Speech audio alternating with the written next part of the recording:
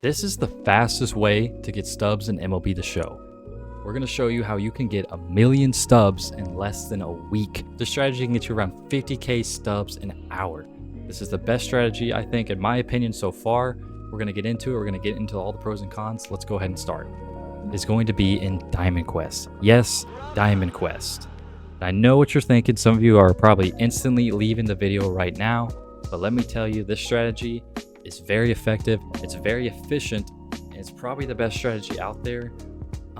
Yes, I know there's mini seasons and stuff, but this one I think is a guaranteed way to get stubs. And this, you're looking at this, you can get around 50k stubs an hour. Do this for 5 hours a day. That's 250 stubs a day. You can get to 1,000,000 stubs in less than a week, which you can do what with that? You can complete live series. You can collect all the cards for the new 99 Miggy. You can be rich in stubs, and this is going to be the best way.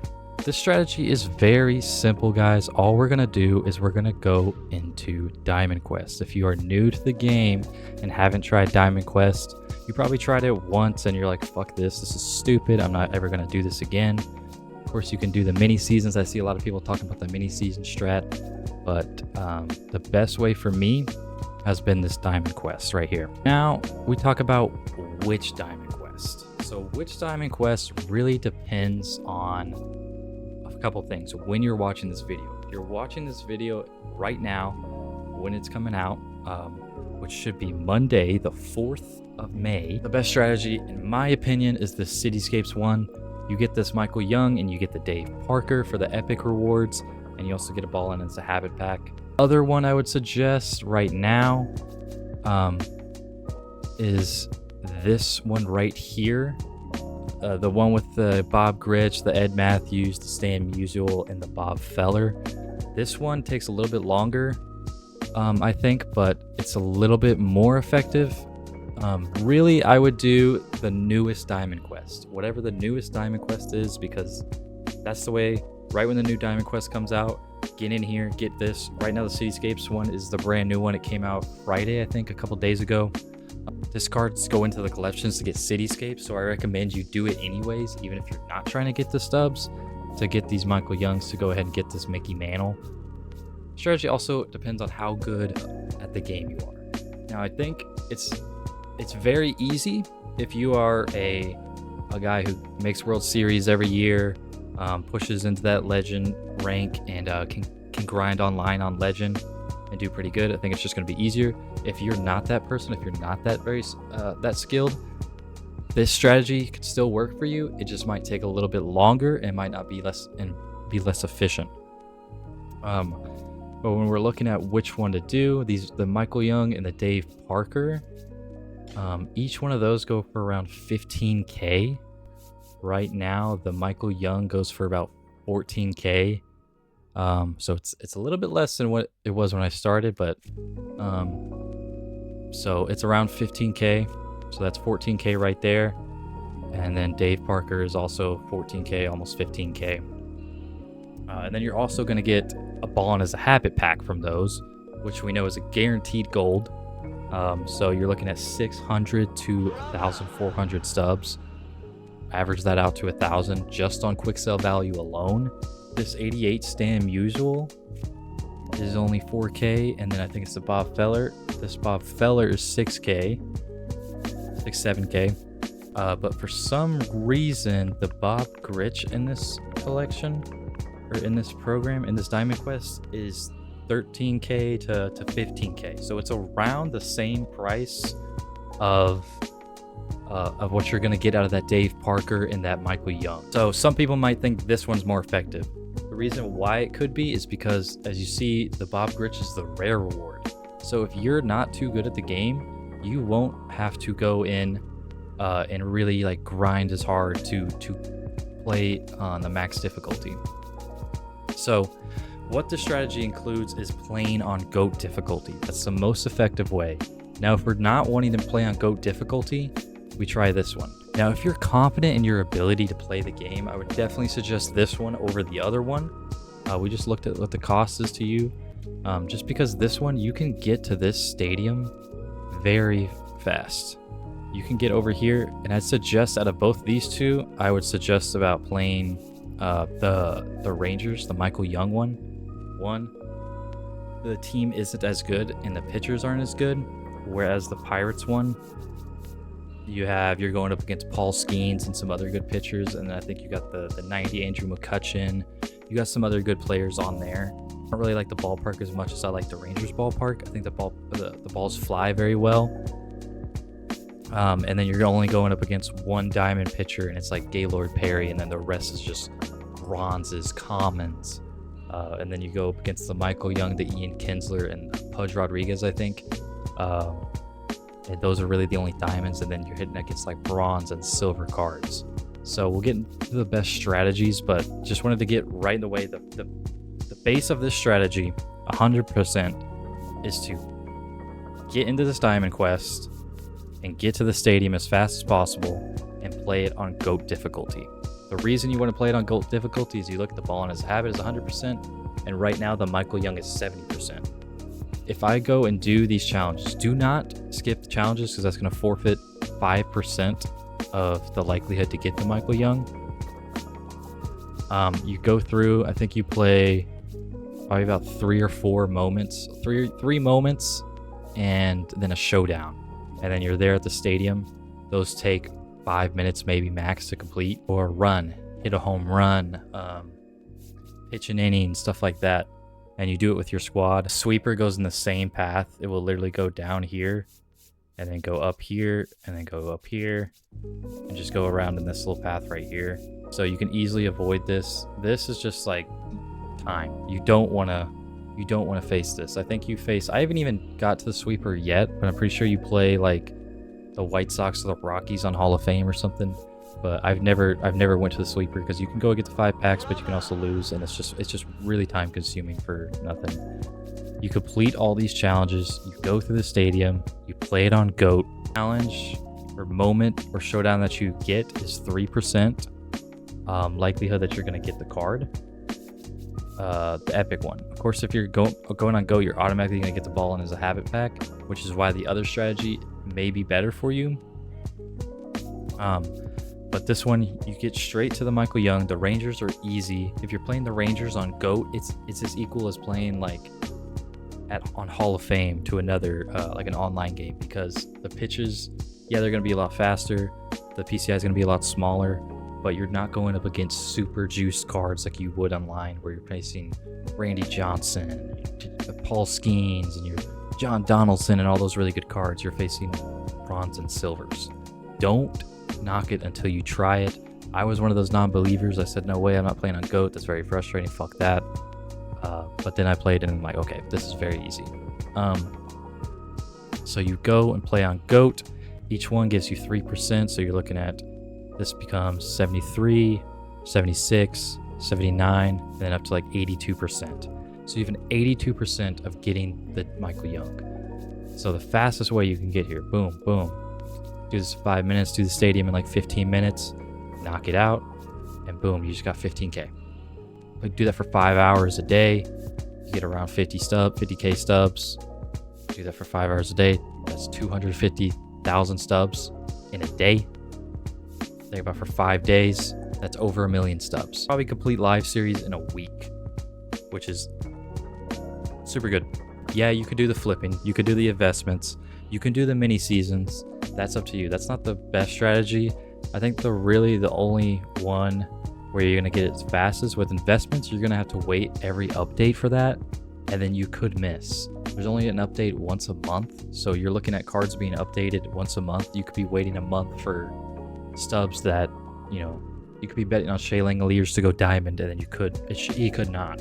And so I don't think that's very efficient. This is 100% just based on skill. It's a lot easier. You're not playing online. You're not playing against dumb, stupid lemurs or whatever and just wasting your time with all that bullshit. Now, the reason this other one might be more effective if you're not as good at the game is because by the time you get over here and you just go straight to the stadium, this one could be more beneficial to you because you could get to the Bob Gritch, and that will get you, you get a 100% chance of the Bob Gritch, 100% chance. And this Bob Gritch we just saw, we looked at it, goes for 15K. So the Bob Gritch going for 15K, and a GOAT is at 100%. So it's guaranteed you're gonna get it no matter what. I have done the other ones, and I've got Michael Young and Dave Parker. I played it 10 times. Out of 10 times, I got it 9 times. One very important thing I almost forgot to put in the video: if you guys are new to Diamond Quest, make sure when we're going through these Diamond Quests, we're going all the way through and we're going to the stadium and we beat the stadium. Make sure it's going to ask you, do you want to keep your treasure and leave, or do you want to keep going? The strategy is to go ahead and keep the treasure and walk away. Make sure you click that option just to guarantee that you're getting the Michael Young and you're walking away, or you're getting the Dave Parker and you're walking away, because if you don't, you are going to have to beat this stadium. If you get really good at it, you might say, fuck it, hey, I already got the Michael Young, I'm gonna go and try to get the Dave Parker. But just know that you will lose it if you lose this stadium. And I just want to say this too: nothing in Diamond Dynasty is guaranteed for subs. There's stubs. There's nothing that is guaranteed. So if you're doing the strategy and say, hey, GLITCHYii, it's been a fucking week, I don't have 1 million subs yet, it's not guaranteed. Everything in sub making is not guaranteed. You look at investments, you look at mini seasons, you gotta wait on the packs, you gotta get pack luck, all this stuff goes into it. This one I think is the best and the most efficient strategy. Most efficient strategy to get fastest, okay? So I just want to say that. You could play one mini seasons game, or one mini season, and out of those 10 packs you get, you could get Shohei Ohtani, boom, you've done live series. Could have done it, but that's not gonna happen. And I know what you guys are thinking. It's so hard to play on GOAT. Why would I want to do that? I don't think I can do that. Well, let me show you how we can do this very effectively. Just general tips when playing the Diamond Quest. Look for people that are stats dependent. So when we look at our team, it's very important to build our team. You want players that you hit well with, the best players that you have. But if you're very new and you struggle, look for cards with high contact. So you want high contact to just get pieces of the ball. You're not trying to get a home run. You're not trying to go for 10 runs, nothing. You want to get 1 to 2 runs and then get out of there as quickly as possible. If you cannot do that, there is a strat. There is another strat. It's very cheesy. Just putting every single card that you can that has 99 speed and 99 steal. I would suggest also keeping your bench of 99 speed and 99 steal. So like cards that I have, like the Chandler Simpson, Willie McGee. I think Willie McGee's a free card. Chandler Simpson's like 3K. You can do Ellie De La Cruz. You can do Corbin Carroll. Then look for one specific stat on a couple of players, and that is the drag bunt. Lots of cards in MLB The Show 26 for some reason have 99 drag bunt, or a certain bunt that can get them on base. Bunting in this game is not as easy as it was in past games, so it's a little cheesy. It's a little, you kind of got to rely on that a little bit. But if you develop a team with 99 speed and bunt, you can get 1 to 2 runs. And then let's get into the pitchers. So the pitchers in general, big rule of thumb is high hits per 9. And this is just my personal opinion. I would not throw sinkers. I don't worry about sinker cutter. My lineup's going to look a little bit different because I'm trying to PXP these cards. But if you're not so good at this game, even if you are good at this game, I wouldn't rely on the pitchers to try to help you out, because this game sucks. So you look at cards with high hits per 9, righties and lefties. And then I would just avoid throwing sinkers. So high hits per 9 and high control is the key.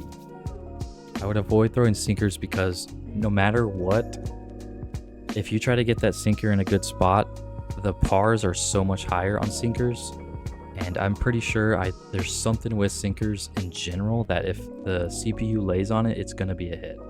So even if you throw a perfect sinker right where you want it, it's going to go it has a chance with a perfect pinpoint to go right down the middle, because the par is so high. So I wouldn't worry about sinkers, cards that you're not going to be good with online, but you are good in this mode. One, for instance, this is Craig Kimbrell.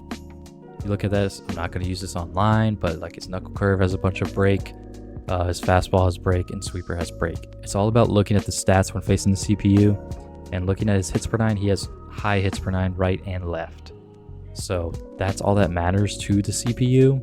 Here are the reasons why you should do this mode versus the other modes. So the first argument, of course, is the mini seasons argument. That's what people say to do and get a lot of stubs. 10 games you're gonna have to play against the CPU to get the 10 packs and the ball in his habit pack. Oh, but GLITCHYii, you're gonna get all this stuff. Yes, I understand. You're gonna get, all of these. You can do the Cityscapes ones and get the John Franco, the Ian Kinsler, the Jim Edmonds, but you're only getting these once. So you can't get these. Once you've completed these challenges, they're done. Boom, you get the 18 strikeouts, done. That's it. There is this one which is repeatable once per season. You get the fucking mini seasons icons, you get the damn uniforms, and you cash those in, and you get the 5 ball in as a habit packs, and you get the 10 packs or whatever. And then you get this one, the repeatable for every strikeouts. You're not going to get this within one mini seasons, maybe. So you could do this strategy, but really, in all reality, you can do this strategy, and this one's not repeatable either. So you look at these, some of these aren't repeatable. So the only ones that are repeatable are these, the headliners, the 10 packs, the deluxe pack, and this one. So that's the only one that's repeatable, and then the win 5 games. So you're looking at about 20 packs that you're getting from the mini seasons. Like I said, you have to play 10 games to get to 20 packs. Let's say out of those 20 packs, you average 1K per pack, which we know is not what you're going to get out of those. You're not going to get fucking 20K out of 20 packs. You're just not. You may get lucky and do it, cool. But let's say you get 20K out of those 20 packs. You've wasted maybe 10 minutes a game. You wasted probably an hour, 20 minutes, maybe 2 hours doing this mini seasons. Maybe less than that. Maybe I'm tripping. Maybe it could be like an hour, and you're getting maybe, you could get 5K. You could also get 50K. You could also get 500K by, pulling Shohei Ohtani. But it's not guaranteed. Like I said, nothing is guaranteed, but you could do any of these mini seasons, and you can walk out of here 20 packs, do this every hour or so, and get a couple of packs. Cool. I don't think that's the best strategy. I don't think the packs are the most effective strategy when looking at this, because you could get nothing. And let's be honest, like these bronze, like 3 bronzes and 2 silver packs and the show pack, that's probably what you're going to get out of those 10 packs that you're going to get. And yes, I know you can do the collections and do all that. We talked about the whys for the percentages, the time. The time is a big advantage. The guaranteed stubs that you're getting, the stubs that you're getting are guaranteed. If you get the card, it's 100%, it's 15K, it's whatever it's worth. So you're selling that on the market and getting that 15K. And another thing is also the PXP that you get for these cards. You look right here on the right, and the difficulty multipliers are 3.5 times on GOAT difficulty. So you're looking at getting every plate appearance just by walking up to the plate. You get 140 parallel XP for your cards. So when you talk about parallel XP, you're talking about grinding cards, you're getting better stats on the cards, you're getting the mods up, you can play with people that you want to level up. Best reason why I like this is because, and why it's the most efficient strategy, is because you are getting better at the game. You're going to get better at the game when you play GOAT 10, 20 times, and it's going to be more efficient for you. So that's why I say this is the most efficient strategy. You talk about PXP, it's the best. You talk about experience for yourself, it's the best. And you talk about stubs, it's the best. It's 100% the best strategy in the game, and I think you should try it out. Go ahead, and you can do mini seasons over and over again. You could pack 10 Shohei Ohtanis in one mini seasons, and you can make 4 million stubs. If you do that, let me know. Put it in the comments. But yeah, this is the best strategy. Hope you guys use it. I hope you guys can get 1,000,000 subs in a week. I hope you can finish live series and do all you need to do. Thanks for stopping by. On Twitch every day doing these strategies, playing ranked, grinding to World Series. I want you guys to come by and see how this strategy works. If you don't believe me, come to the Twitch. We'll show you the strategy. It works 99 to 100% of the time. It's the best way to get subs. Go ahead, drop a follow, subscription. If y'all are looking for it, I'll go in depth on each one of these strategies to get stubs. And we'll prove which way's right and which way's wrong. Every new diamond quest that comes out, I'll drop a video to explain it. But thanks for stopping by for the video. Let me know what you think in the comments. Go ahead and subscribe. Check out the Twitch down low where we're doing these strategies. We're doing everything. And I'll see you on the next one. Peace.